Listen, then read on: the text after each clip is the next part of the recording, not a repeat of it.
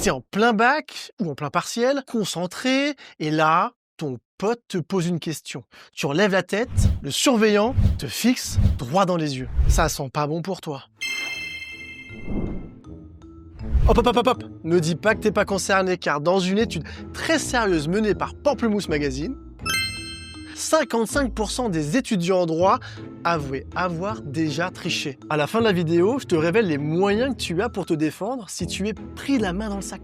Alors c'est quoi tricher? Il s'agit là d'une manœuvre interdite, une fraude, disons-le, te donnant un avantage injuste. Montre connectée, écouteurs cachés, communiqué, calculatrice, téléphone et autres matériel non autorisé. Bref, tu sais de quoi on parle. Contexte, je te rappelle que t'as rien fait toi. Hein. C'est ton pote qui est venu te prendre la tête avec sa question. Si ça se trouve, il demandait juste l'heure. Ou alors un mouchoir pour pleurer. Un stylo pour écrire.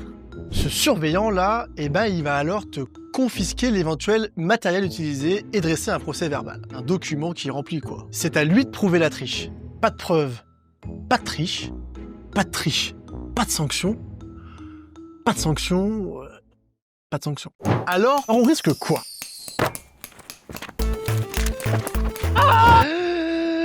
Avertissement, blâme, nullité de l'épreuve et parfois même de toutes les épreuves passées, privation de toute mention au diplôme, interdiction de repasser tout examen de l'éducation nationale pendant 5 ans maximum, exclusion et interdiction de s'inscrire dans un établissement d'enseignement supérieur pendant 5 ans maximum. Adieu, mention très bien. Et n'oublie pas de dire qu'il en va de même pour la triche dans un mémoire, un rapport de stage ou un oral, hein. Et attention, hein, parce que entre triche et tentative de triche, aux yeux de la loi, c'est exactement la même punition. Rien à voir, mais n'oublie pas de liker et de t'abonner. Ici, on te parle de tes droits, et c'est pas de la triche. Alors pourquoi ces sanctions? Eh bien, l'esprit de la loi, c'est garantir l'égalité entre les candidats et de préserver la valeur des diplômes. Ah, je te l'avais promis. Comme les pires criminels, tu as le droit à une défense. Tu as le droit de te faire entendre par la commission disciplinaire et faire appel d'une décision défavorable pour toi. Si besoin, fais appel à un avocat. Alors, si aujourd'hui tu as la chance d'avoir un diplôme avec une certaine valeur et de voir ton travail payé, eh bien on dit merci le droit.